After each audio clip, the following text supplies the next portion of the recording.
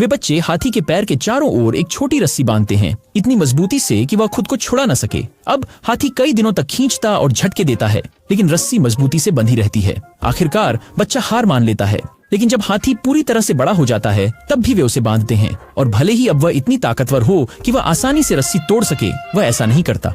यह वहीं खड़ा रहता है, बंधा हुआ, जैसे कि यह बचपन में था। देखिए, इसे अब भी विश्वास है कि रस्सी उससे ज्यादा मजबूत है। इसका मतलब जो इसे रोक रहा है वह रस्सी नहीं है, बल्कि यह विश्वास है कि आजाद होना असंभव है।